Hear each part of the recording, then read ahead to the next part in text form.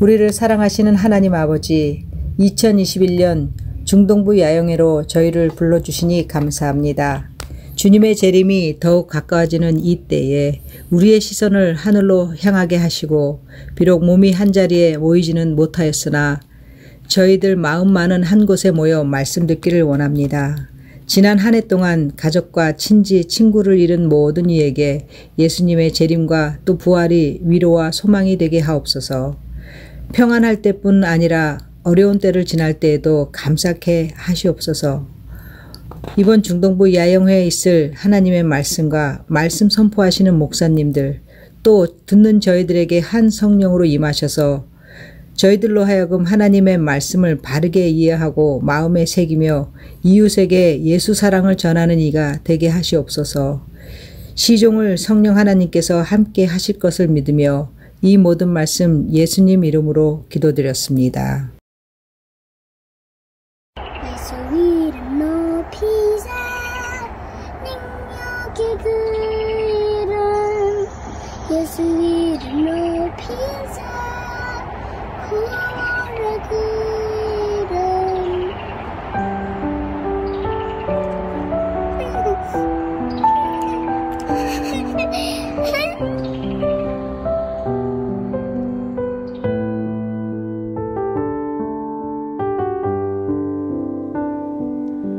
수많은 무리들이 줄지어 그분을 보기 위해 따르네. 평범한 목수이신 그분 앞에 모든 무릎이 꿇어 경배하네. 모든 문제들 하나하나 죽음까지도 이루네.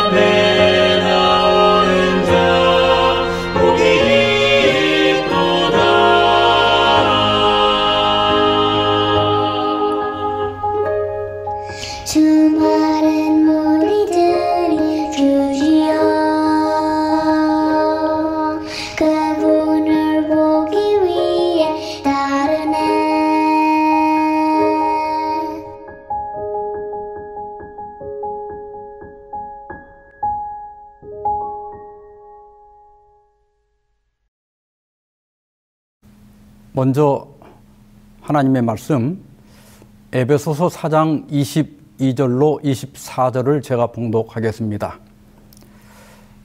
너희는 유혹의 욕심을 따라 썩어져가는 구습을 따르는 옛사람을 벗어버리고 오직 너희의 심령이 새롭게 되어 하나님을 따라 의와 진리의 거룩함으로 지으심을 받은 새 사람을 입으라.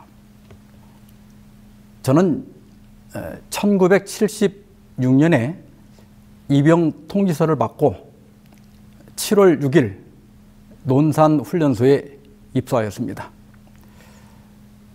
군대 얘기라서 여성분들은 재미가 없을지 모르겠어요. 짧게 하겠습니다. 먼저 수용연대라고 하는 곳에 가요. 그런데 이 군대가 재밌는 게 뭐냐면 잘못한 것도 없는데 기압부터 받기 시작합니다. 그리고 옷을 갈아입힙니다. 입대할 때 그 입고 온 사제품은 속옷 하나 남기지 않고 다 벗어가지고 집으로 보내게 합니다. 그리고 군복을 갈아입혀요. 그래야 이제 군인이 되는 겁니다. 수용연대에서 한 일주일 정도 군대 말로 썩다가 군번을 받고 제가 가야 할 훈련 부대 배정까지 받았습니다. 그런데 저녁 식사가 끝나고 지금 이름 부르는 사람 몇 사람은 앞으로 나오라는 거예요. 그래서 저는 뜬금없이 체급과 학력이 좋은 장정들만 뽑힌다는 114기 단기 하사에 그 부족한 숫자를 채우기 위해서 차출됩니다. 밤중에 먼 길을 걸어서 여산에 있는 육군 제2하사관 학교까지 도착을 했는데 첫 인사가 인간 재생창에 온 것을 환영한다였습니다. 정말 6개월간 지독한 훈련을 통해서 140명의 오합지졸들이 유능한 하사관으로 바뀌는 걸 봤어요. 그런데 신앙생활을 해보니까 진짜 인간 재생창은 제2하사관학교가 아니라 기독교였습니다. 오늘 여기 본문에 뭐라고 그랬죠? 옛사람을 벗어버리고 새 사람을 입으라. 이번 시간에는 새 사람인가 옛사람인가 이런 제목으로 말씀을 드리고자 합니다. 어느 날 밤 니고데모라고 하는 사내들인 의원이 예수님을 찾아왔습니다. 지금의 국회의원과 비슷한 신분입니다. 그는 예수님에 대한 소문을 들었고 또 예수님께서 성전에서 장사꾼들을 내쫓을 때 바로 그 자리에 있었습니다. 니고데모는 평소에 타락한 성전을 보면서 정말 이건 아닌데 이런 생각은 들었지만은 아무것도 할 수가 없었습니다. 그날 이후 이 니고데모의 그 마음이 이상하게 예수님께 끌리기 시작했어요. 그래서 그는 메시아에 대한 예언을 연구했고 예수님의 가르침이나 그분의 행위 또 여러 기적들 그리고 그분을 따르는 백성들을 보면서 좀 더 확인해 보고 싶은 생각이 들었습니다. 니고데모는 예수님을 랍비여 이렇게 부르면서 나는 당신이 하나님께서 보내신 선생인 것을 인정한다고 말했습니다. 그런데 예수님은 니고데모에게 아주 충격적인 말씀을 하십니다. 요한복음 3장 3절에 예수께서 대답하여 가라사대 진실로 진실로 내게 이르노니 사람이 거듭나지 아니하면 하나님 나라를 볼 수 없느니라 그랬습니다. 이번 시간 우리가 살펴볼 이 말씀은 거듭남에 대한 겁니다. 나는 정말 거듭난 사람인가? 아니면 아직도 옛사람인가? 실물 좋은 99페이지인데요. 길지만 좀 제가 읽겠습니다. 하나님의 말씀을 믿노라고 주장하는데도 그들의 말과 정신과 품행에 전혀 변화를 볼 수 없는 사람들이 많이 있는데 그 까닭이 무엇인가? 또 자기의 목적과 계획에 대한 반대를 참지 못하고 거룩하지 못한 품성을 나타내며 말이 거칠고 거만하고 툭하면 성을 잘 내는 자들이 많이 있는데 그 이유가 무엇인가? 그들의 생애에서, 세상 사람들의 생애에서 볼 수 있는 자기를 사랑하는 일과 이기심과 급한 성미와 성급한 말을 볼 수 있다. 그들은 진리를 전혀 알지 못하는 사람들처럼 자만하기를 잘하고 선천적인 못된 성격을 그대로 가지고 있고 괴팍한 성격을 자주 나타내는 것을 본다. 그 이유는 그들이 거듭나지 못한 까닭이다. 거듭남은 하나님 나라에 들어가는 필수적인 조건입니다. 우리 옛사람은 하나님 나라에 적합하지 않습니다. 그래서 우리가 하나님 나라에 들어가려면 반드시 새 사람이 되어야 합니다. 그런데 예수님을 믿는다고 고백하고 침례도 받고 교회도 다니지만 거듭나지 못한, 아직도 옛사람 그대로일 수도 있다는 거예요. 나는 진정 새 사람인가? 아니면 옛사람인가? 예수님께서는 사람이 거듭나고 변화되는 과정을 설명하기 위해서 자라나는 씨의 비유를 말씀하셨습니다. 마가복음 4장 26절로 29절에 보면 또 하나님의 나라는 사람이 씨를 땅에 뿌린 것 같으니 저가 밤낮 자고 깨고 하는 중에 씨가 나서 자라되 그 어떻게 된 것을 알지 못하느니라. 땅이 스스로 열매를 맺되 처음에는 싹씨요 다음에는 이삭이요 그 다음에는 이삭에 충실한 곡식이라. 열매가 익으면 곧 낫을 대나니 이는 추수 때가 이르렀음이니라 그랬습니다. 이 비유는 우리의 마음에서 하나님의 나라가 어떻게 이루어지는지, 그래서 우리가 어떻게 새 사람이 되는지를 설명해 주고 있습니다. 씨를 뿌리면 맨 먼저 어때요? 싹이 나죠. 그 다음에 그것이 점점 자라서 이삭이 나오고 맨 마지막에 곡식이 맺힙니다. 실물교훈 65페이지에는 씨가 발하는 것은 영적 생활의 시작을 나타낸다 그랬습니다. 이번 시간에는 이 씨의 발화, 곧 싹이 트는 것에 대하여 살펴보고자 합니다. 예수님께서 니고데모에게 사람이 거듭나야 한다고 말씀하셨는데 여기 말한 거듭나지, 이 말은 원문의 아노센입니다. 그 아노센의 본래 의미는 위로부터 이런 뜻이에요. 그러니까 위로부터 나지 아니하면 하나님 나라에 들어갈 수 없다. 위로부터 난다는 게 뭘까요? 고린도전서 15장 47절로 49절에 보면 첫사람은 땅에서 났으니 흙에 속한 자이거니와, 여기 첫사람이 누구죠? 아담이죠. 둘째 사람은 하늘에서 나셨느니라. 이 둘째 사람은 누구예요? 예수님입니다. 무릇 흙에 속한 자는 저 흙에 속한 자들과 같고 무릇 하늘에 속한 자는 저 하늘에 속한 자들과 같으니 우리가 흙에 속한 자의 형상을 입은 것 같이 또한 하늘에 속한 자의 형상을 입으리라. 이 말씀을 그림으로 설명하면 다음과 같습니다. 우리 인류는 두 머리, 곧 두 조상을 갖게 되었습니다. 아담은 첫 번째 사람, 곧 첫째 머리입니다. 그래서 아담을 첫사람이라고 했고 그는 땅에서 났습니다. 따라서 그 아담의 후손인 모든 인류는 아담의 타락한 형상을 물려받아 흙에 속한 자들이 되었습니다. 따라서 아담처럼 연약하고 또 죽음에 굴복할 수밖에 없는 형상을 입고 있습니다. 예수님은 둘째 사람, 곧 둘째 머리라고 그랬어요. 예수님은 하늘, 곧 위로부터 나신 분입니다. 따라서 예수 그리스도를 믿고 거듭난 사람은 하늘에 속한 자가 돼요.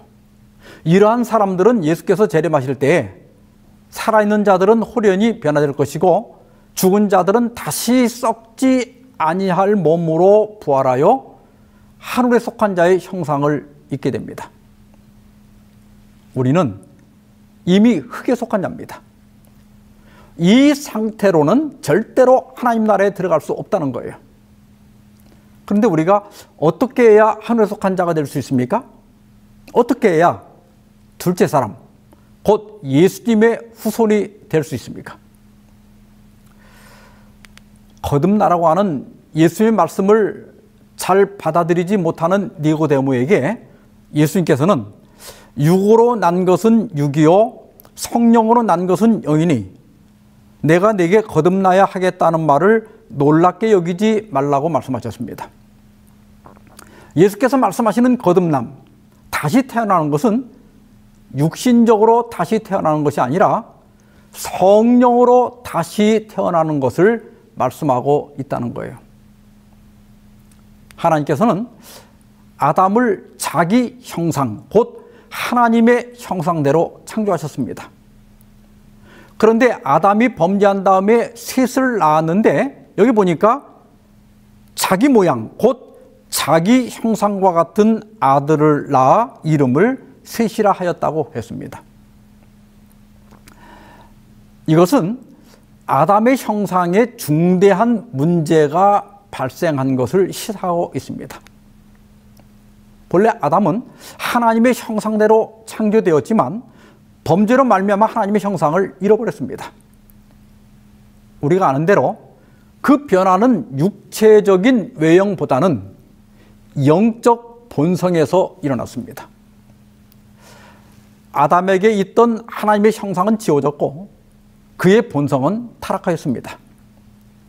따라서 아담은 셋에게 하나님의 형상이 아닌 자기의 타락한 형상을 물려줄 수밖에 없었고 그래서 아담의 모든 후손들은 타락한 본성을 지닌 흙에 속한 자들이 될 수밖에 없게 된 것입니다. 그래서 다윗은 시편 51편 3절에서 내가 죄악 중에 출생하였음이요 모친이 죄 중에서 나를 잉태하였나이다라고 고백했습니다. 욥기 14장 4절에서 누가 깨끗한 것을 더러운 것 가운데서 낼 수 있으리까 하나도 없나이다 이렇게 말했어요. 타락한 아담의 후손 중에서는 한 사람도 깨끗한 상태로 태어날 수 없다는 겁니다. 또한 예수께서는 성전 그 헌금함 앞에서 유대인들과 논쟁하시면서 너희는 죄의 종이라 이렇게 지적을 했습니다. 그러자 유대인들이 우리 아버지는 아브라함이다 이렇게 반박을 했어요. 그러자 예수님께서는 너희가 정말 아브라함의 자손이라면 틀림없이 아브라함처럼 행할 것이다. 그런데 요한복음 8장 44절 너희는 너희 아비 마귀에게서 났으니 너희 아비의 욕심을 너희도 행하고자 하느니라 이렇게 말씀하셨어요. 여기 마귀에서 났다고 하는 것은 타락한 본성을 물려받았다는 지적입니다. 따라서 우리는 타고난 본성대로 살면 누구처럼 살게 되는가 하면 마귀처럼 살게 되어 있습니다. 예레미야 11장 9절에 보면 만물보다 고집되고 심히 부패한 것은 마음이라 누가 능히 이를 알리요 그랬어요. 사람처럼 거짓되고 부패한 것은 이 세상에 없다는 거예요. 우리는 나 자신이 얼마나 부패한 사람인지 사실은 잘 모릅니다. 지금까지 나름대로 정직하게 살아오신 분들은 저는 아닙니다 이렇게 반박할지 모르겠어요.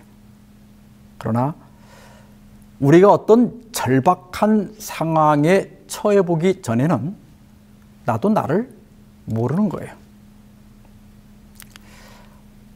1977년 7월 13일 밤에 뉴욕시에 전기를 공급하는 콘 에디슨 발전소에 벼락이 떨어지면서 대정전 사태가 발생했습니다. 전기가 나가자 뉴욕은 순식간에 무법천지로 변했습니다. 사람들이 갑자기 폭도로 돌변해가지고 상점들을 약탈하기 시작했는데 평범한 시민들까지 집에서 나와서 이 범죄에 가담했습니다. 그 다음날 전기가 복구될 때까지 25시간 동안 1,600곳 이상의 상점이 약탈을 당했고 방화로 1,000건이 넘는 화재가 일어났습니다. 그 하룻밤 사이에 각종 범죄로 체포된 사람만 3,776명이고 다친 경찰관도 550명이나 됐다고 합니다. 많은 언론들은 정전 사태로 그 뉴욕의 어두운 면이 그대로 드러났다고 비판했습니다. 런던 데일리 익스프레스는 벌거벗은 도시라고 비판했고 로스앤젤레스 타임즈는 눈부신 자부심을 가진 도시, 정전과 함께 빛을 잃다 이렇게 말했습니다. 여러분, 이것이 흙에 속한 자의 모습이고 옛사람의 모습입니다. 니고데모는 예수님을 만나서 자신이 예수님과 뜻을 같이 할 수 있는 동지임을 알려드리려고 했습니다. 그런데 예수님은 뜻밖에도 사람이 거듭나지 아니하면 하나님 나라를 볼 수 없느니라 그랬어요. 예수님 당시의 유대 신학은 아브라함의 후손은 자동으로 하나님 나라에 들어간다고 가르쳤습니다. 만약 이방인이 구원을 받으려면 입양을 통해서 아브라함의 자손이 되어야 했습니다. 이것을 그 당시에 거듭난다고 했어요. 그래서 예수께서 유대인인 니고데모에게 거듭나야 한다고 말씀하실 때 니고데모는 충격을 받지 않을 수가 없었습니다. 그런데 여러분, 예수님의 이 말씀의 의미는 이겁니다. 내가 내 가르침을 듣고 깨닫고 동의하고 그 자리에 있었다고 해서 구원을 받는 것이 아니다. 내 가르침이 네 안에서 기적을 일으키고 새 생명의 역사가 일어나 내 본성이 새롭게 되어야 하나님 나라에 들어갈 수 있다. 이런 뜻입니다. 여러분, 우리가 진리를 들었다고 해서 구원을 받는 것이 아닙니다. 진리에 동의했다고 구원을 받는 것도 아닙니다. 진리교회를 다닌다고 해서 구원을 받는 것도 아닙니다. 우리가 착각하기 쉬운 것이 무엇인가 하면 단지 진리를 듣고 동의하고 진리편에 선 것을 그것이 마치 내 안에서 일어난 것처럼 착각하는 거예요. 니고데모가 유대인이기 때문에 자동으로 구원을 받을 수 없는 것처럼 우리가 진리에 동의하고 진리교회에 다녔다고 해서 무조건 구원받는 것은 결코 아닙니다. 우리가 깨닫고 동의한 그 진리가 내 안에 기적을 일으키고 새 생명의 역사가 일어나서 내 본성이 새롭게 되어야 하나님 나라에 들어갈 수 있는 거예요. 거듭나는 것은 병든 자가 회복하는 것처럼 조금씩 나아지는 것이 아니라 죽은 자가 살아나는 것처럼 즉각적이고 근본적인 변화를 의미하는 것입니다. 그러면 우리는 어떻게, 무엇으로 거듭나는가? 첫째, 믿음으로 거듭납니다. 요한복음 1장 12절 13절입니다.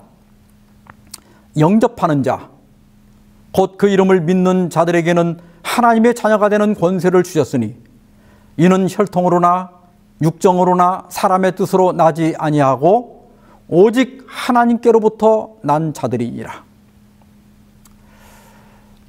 여기 괄호로 이렇게 설명이 추가된 부분은 거꾸로 읽어야 됩니다.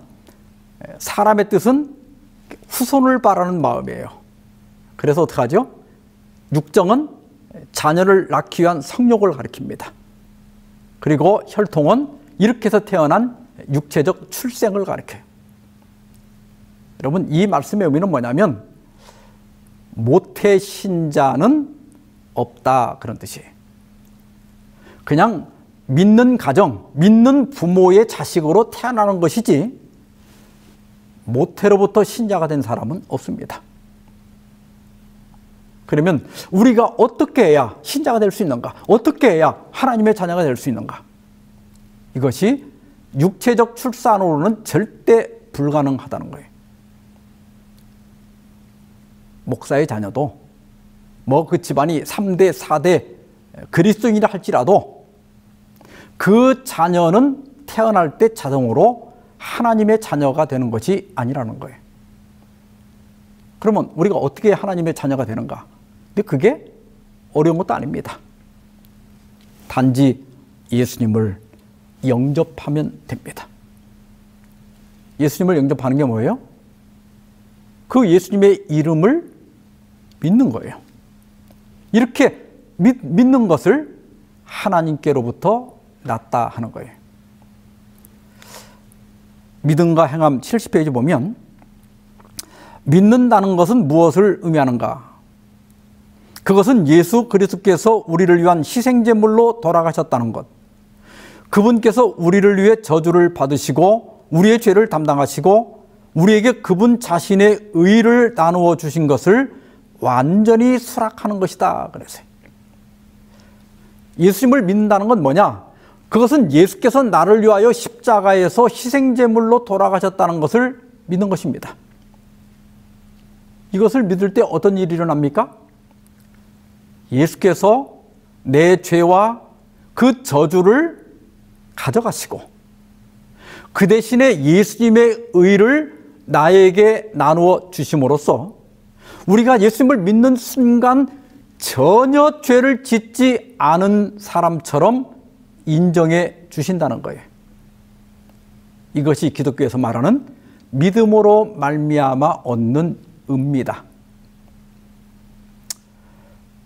여러분, 만약 예수님이 5분 후에 오신다면 저는 틀림없이 구원을 받을 겁니다. 이렇게 믿는 분 손 들어보세요. 몇 분이나 손을 드셨나요? 아마 많지는 않을 거예요. 우리가 예수님을 믿는다고 하지만 자기 행위를 믿는 경우가 많습니다. 그래서 뭔가 선하고 또 좋은 일을 많이 하면 구원받을 것 같고 뭔가 부족하고 잘못한 것 같으면 좀 자신이 없고 그렇습니다. 사랑하는 여러분, 우리는 단지 믿음으로 구원을 얻습니다. 이 말을 믿습니까? 여러분, 자신을 바라보지 마시기를 바랍니다. 그리스도를 바라보십시오. 그분의 십자가를 바라보십시오. 십자가를 바라보는 순간 거기서 이미 내 죄가 해결된 것을 깨닫게 될 겁니다. 그리고 예수께서 그 순간 나에게 그분의 의를 나누어 주시고 그래서 내가 하나님 앞에 전혀 죄를 짓지 않은 것처럼 의롭게 인정을 받게 되는 것입니다. 이것이 예수님을 믿어서 의로워지는 비결이고 거듭나는 비결입니다. 두 번째로 우리는 말씀으로 거듭납니다. 베드로전서 1장 23절에 너희가 거듭난 것이 썩어질 씨로 된 것이 아니요 썩지 아니할 씨로 된 것이니 하나님의 살아있고 항상 있는 말씀으로 되었느니라 그랬어요. 여기서 베드로는 하나님의 말씀을 씨에 비유합니다. 실물교훈 38페이지에 보면 하나님의 말씀은 씨앗이다. 씨앗마다 그 자체 속에 맹아력이 있다. 그 씨앗 속에는 그 식물의 생명력이 들어있다. 이와 같이 하나님의 말씀 속에도 생명력이 있다. 그리스도께서는 내가 너희에게 이른 말이 영이요 생명이라고 말씀하셨다. 하나님의 말씀을 믿음으로 받아들이는 자는 실제로 하나님의 생명과 품성을 받는 것이다 그랬습니다. 하나님의 말씀 속에는 생명력이 있다. 그래서 말씀을 받아들이는 자는 실제로 하나님의 생명과 품성을 받는 것이다. 우리 한국 중부권의 종합 일간 신문인 금강일보라고 하는 신문이 있어요. 거기에 한 번은 이런 기사가 실린 적이 있습니다. 어느 정신건강의학 교수에 의하면 말이 씨가 된다라는 말은 뇌의학적으로 근거가 있다고 한다. 평소 부정적인 말을 사용하게 되면 자신의 청각기관을 통하여 이 부정적인 생각이 뇌에 저장이 되고 부정적인 호르몬을 분비하여 화난 표정, 또 짜증난 표정 등 자신이 부정적으로 변화되어 버린다고 한다. 또한 힘들어 죽겠다고 하면 그 순간부터 인체의 세포와 신경 등 모든 조직들이 죽을 준비를 하여 어깨가 쭉 늘어지고 몸의 기운이 빠지기 시작한다. 반대로 아무리 힘든 상황에서도 나는 할 수 있다, 나는 극복할 수 있다고 긍정적인 말을 시작하면 신체의 모든 조직들이 살아갈 준비를 하는 것처럼 말에는 각인 효과가 있다고 한다. 힘들어 죽겠다 하면 어떻게 된다고요? 모든 조직들이 힘이 빠지고 죽을 준비를 한다는 거예요. 그 대신에 살겠다 하면 모든 조직들이 힘을 내고 살 준비를 한다는 거예요. 이게 바로 각인 효과다. 그래서 말은 씨가 된다. 여러분, 우리가 하는 말도 그렇다면 하나님의 말씀은 어떻겠습니까?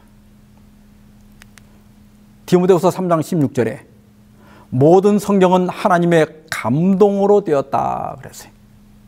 근데 여기 하나님의 감동이라고 하는 말이 헬라어 원문에 데오푸니스토스인데 이 말의 뜻은 하나님이 호흡을 불어넣으신 이런 뜻이에요. 여러분, 하나님이 호흡을 불어넣었다, 이 말 어디서 많이 들어보지 않았어요? 예, 창세기 2장 7절에 여호와 하나님이 땅에 흙으로 사람을 지으시고 그 코에 생명의 호흡을 불어넣으시니 사람이 생명체가 되었다. 제가 이 바른 성경 번역본을 인용한 것인데요, 그 개정판보다는 원문의 뜻을 잘 살린 번역입니다. 하나님께서 이게 흙으로 사람을 지었지만은 아직은 무생물인 거예요. 그런데 생명의 호흡을 불어넣자 무생물인 사람이 생각하고 활동할 수 있는 생명체가 된 거예요. 사도 바울은 성경의 말씀을 이런 창조에 비유하고 있는 거예요.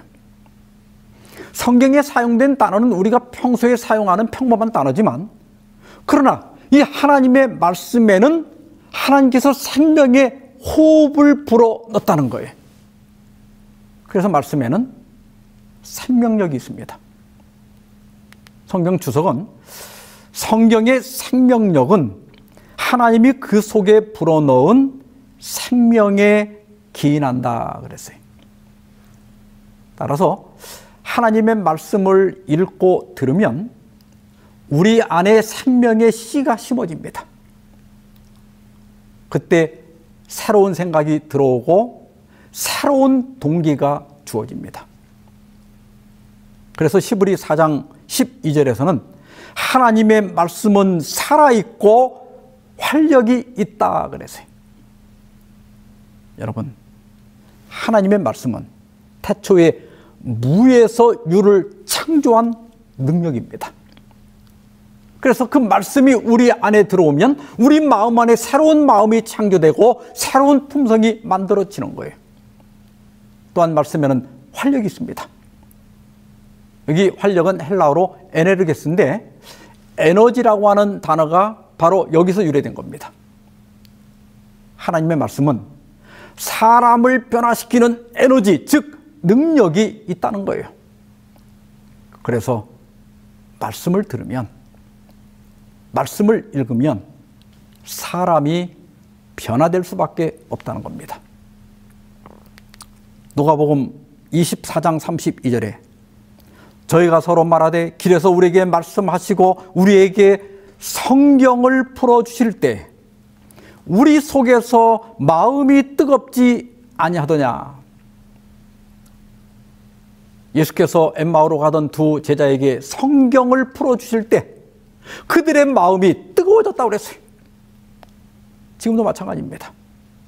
우리가 하나님의 말씀을 읽고 들을 때 그 말씀은 우리 안에 새로운 마음을 창조하고 새로운 품성을 만들고 새로운 사람으로 거듭나게 하는 것입니다. 사람은 하나님의 말씀을 들은 만큼 그 하나님의 말씀을 마음에 새긴 만큼 변화되게 되어 있습니다. 따라서 말씀을 많이 읽고 또 많이 들으시기 바랍니다. 세 번째로 우리는 물과 성령으로 거듭납니다. 요한복음 3장 5절에 예수께서 대답하시되 진실로 진실로 내게 이르노니 사람이 물과 성령으로 나지 아니하면 하나님의 나라에 들어갈 수 없느니라. 예수님께서는 사람이 무엇으로 거듭난다고 말씀하셨죠? 물과 성령입니다. 먼저 물로 거듭나는 게 뭘까? 베드로전서 3장 21절에 보면 물은 예수 그리스도의 부활하심으로 말미암아 이제 너희를 구원하는 표현이 곧 침례라 그랬어요. 그러니까 물로 거듭나라는 게 이게 무슨 뜻이에요? 침례를 받으라는 말씀입니다. 그리고 이 침례는 우리를 구원하는 표라고 그랬어요. 할례는 이스라엘 사람들이 하나님의 백성이라는 표였습니다. 예수께서는 이러한 할례를 신약시대의 침례로 대체하신 거예요. 그래서 바울은 골로새서 2장 11절에서 침례를 가리켜 손으로 하지 아니한 할례라 이렇게 말했습니다. 따라서 우리는 침례를 받음으로 내가 하나님의 백성이라고 하는 외적 증거를 갖게 되는 것입니다. 그러나 하나님의 백성이 되는 데는 이러한 외적 침례로 충분하지 않다는 거예요. 우리는 물로도 거듭나야 하지만 또한 성령으로 거듭나야 합니다. 침례 요한은 마가복음 1장 8절에서 나는 너희에게 물로 침례를 주었거니와 그는 예수님은 성령으로 너희에게 침례를 주시리라 그랬어요. 물 침례도 외적 증거로서 분명히 필요합니다. 그러나 물 침례는 성령 침례의 예비적 단계에 불과한 거예요. 우리는 물 침례도 물론 받아야 되지만은 반드시 성령의 침례를 받아야 합니다. 우리가 성령의 침례를 받을 때 실제적으로 진정한 사죄가 가능하게 되고 진정으로 우리 영혼이 정결해지고 진정으로 거듭나게 되는 것입니다. 그렇다면 우리가 어떻게 해야 성령의 침례를 받을 수 있는가? 사도행전 2장 38절에 베드로가 이르되 너희가 회개하여 각각 예수 그리스도의 이름으로 침례를 받고 죄 사함을 얻으라. 그리하면 성령의 선물을 받으리니. 여기 성령의 선물을 받으리니 이 부분이 이전 개역판에서는 성령을 선물로 받으리니 이렇게 되어 있었어요. 사실 예전 번역이 더 정확한 번역입니다. 이 개정판은 제임스 왕 역을 따라서 이렇게 번역한 것 같아요. 여기 성령의 선물은 성령의 은사를 가리키는 것인데 은사는 헬라어로 카리스마입니다. 그런데 여기 사용된 헬라어 단어는 도레아인데 도레아는 은사가 아니라 선물이라는 뜻이에요. 그래서 이 말은 성령이라는 선물을 받으리니 그런 뜻이에요. 물 침례를 받은 사람은 성령이라는 선물을 받는다는 거예요. 그리고 이 성령을 받으면 우리에게 어떤 일이 일어나는가? 기본교리 124페이지 보면 성령께서 신성이신 그리스도로 인성을 취하실 수 있게 해주셨던 것처럼 그 동일한 성령께서 우리가 하나님의 품성의 특성들을 취하는 일을 가능케 해주신다 그랬어요. 여러분들이 그림에서 보는 것처럼 성령께서 신성이신 그리스도께서 인성을 취할 수 있게 해주셨습니다. 같은 성령께서 인성인 우리가 하나님의 품성을 가질 수 있게 해주신다는 거예요. 물론 차이는 있습니다. 그리스도께서는 완전한 인간이 되셨지만 우리는 신이 될 수는 없어요. 다만 품성에 있어서 하나님처럼 될 수 있다는 거예요. 이러한 과정을 통하여 우리는 옛사람을 벗어버리고 새 사람을 입게 됩니다. 그렇게 될 때 진짜 이런 일이 우리 안에 일어날 때 어떤 일들이 벌어지는가? 정로계단 58페이지입니다. 우리가 예수 그리스도 안에서 새 사람이 되면 우리 생에 성령의 열매를 맺게 될 것이다. 그들은 그분의 성품을 나타내게 되고 그분의 깨끗하심과 같이 깨끗하게 될 것이다. 그리스도를 따르는 자들은 전에 싫어하던 것들을 좋아하게 될 것이다. 또 그들이 전에 좋아하던 것들을 싫어하게 될 것이다. 교만한 자들은 겸손해지고 어리석은 자들은 지혜로워진다. 술을 많이 마시던 자들은 더 이상 마시지 않게 되고 불순한 자들은 순결해진다. 세상의 허영을 좋아하던 자들은 그것을 버리게 된다. 성령께서 우리 안에 계시면 우리가 새 사람이 되는 거예요. 여러분, 기독교는 자신이 수행하는 종교가 아닙니다. 물 침례를 받으면 성령을 선물로 받게 되고 성령께서 우리를 근본적으로 변화시킵니다. 그러면 우리는 깨끗해져야 하는 것이 아니라 저절로 깨끗해집니다. 술을 끊어야 하는 것이 아니라 싫어서 저절로 끊게 됩니다. 그래서 기독교는 이 구원이 내가 쟁취하는 것이 아니라 하나님의 선물로 주어지는 거예요. 그래서 저절로 우러나서 사람이 선을 행할 수 있게 되고 하나님께 순종할 수 있게 되는 것입니다. 빌립보 2장 13절에 너희 안에서 행하시는 이는 하나님이시니 자기의 기쁘신 뜻을 위하여 너희에게 소원을 두고 행하게 하시나니 그랬습니다. 여기 행하시는 이 말이 헬라어 원문의 에네르게오입니다. 힘을 내다 이런 뜻인데 에너지를 준다는 뜻입니다. 하나님은 성령을 통하여 우리 안에서 힘을 내게 하십니다. 또 소원을 두고 행하게 하시나니 그랬는데 그 제임스 왕 역에서는 원하게도 하시고 행하게도 하시나니 이렇게 돼 있어요. 우리로 하여금 성령께서 하나님이 기뻐하시는 일을 원하게 하고 또 행하게 한다는 거예요. 그때 우리는 의무감에서나 또 구원을 받기 위해서 억지로 하는 것이 아니라 우리 안에서 우러나서 저절로 죄를 버리고 새로운 삶을 살게 된다는 겁니다. 이것이 기독교가 제공하는 구원입니다. 마지막 날 사건들 215, 216페이지에 보면 우리가 종말에 접근해 갈수록 빛의 자녀들과 어둠의 자녀들 사이의 구분이 더욱더 확실해질 것이다. 그들은 점점 더 상해질 것이다. 이 차이는 거듭나라고 한 그리스도의 말씀에 나타나 있는데 이것들은 하늘의 것과 세상의 것을 구분하고 세상에 속한 자들과 세상에서 택함을 받아 나온 자들, 곧 택함을 받아 하나님 보시기에 귀중한 자들과의 차이를 묘사하는 분리의 벽이다. 사역할 때 조준선 정렬이라고 하는 게 있어요. 조준선 정렬. 이 조준선 정렬이 뭐냐면 이게 뾰족한 이 가늠쇠를 이게 뾰족한 가늠쇠를 이 동그란 그 가늠자의 중앙에 정확하게 일치시키는 거예요.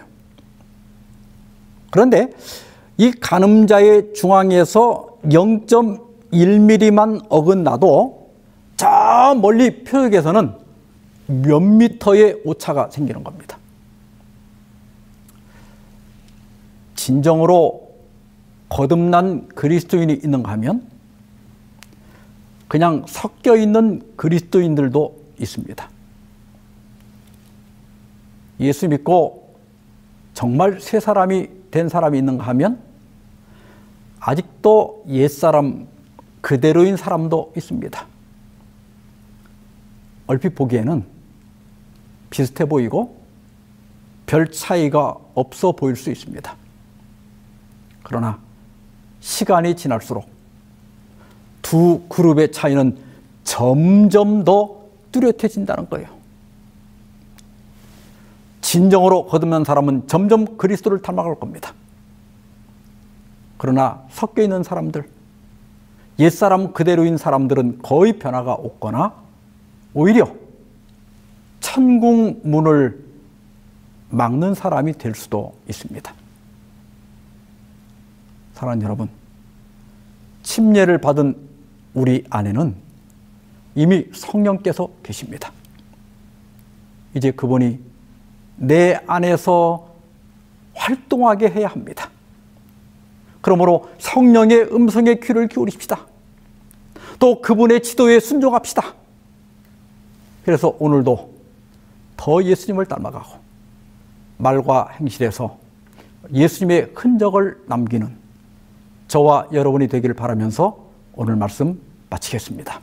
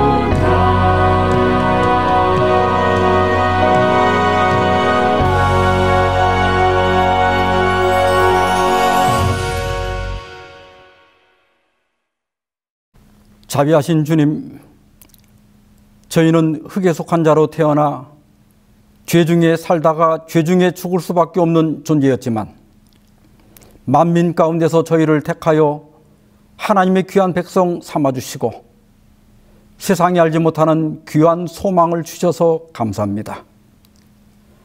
아직 주님을 영접하지 않은 분들에게 믿음을 주시고 우리와 한 소망 가운데 살도록 인도하여 주시옵소서.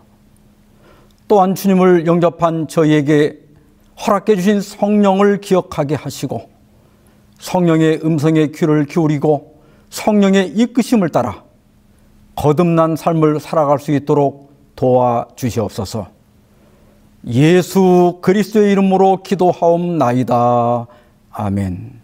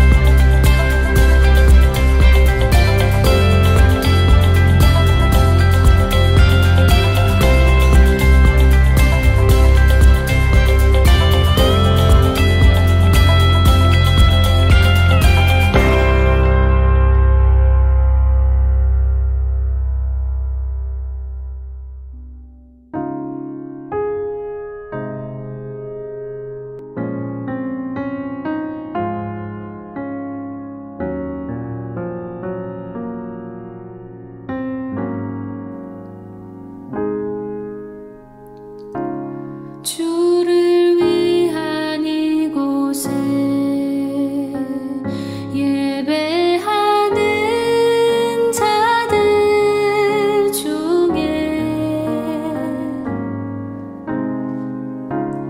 그가 찾는 이 없어 주님께서 슬퍼하시네.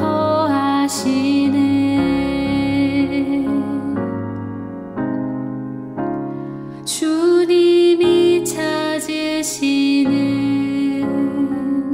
그 한 사람 그 예배자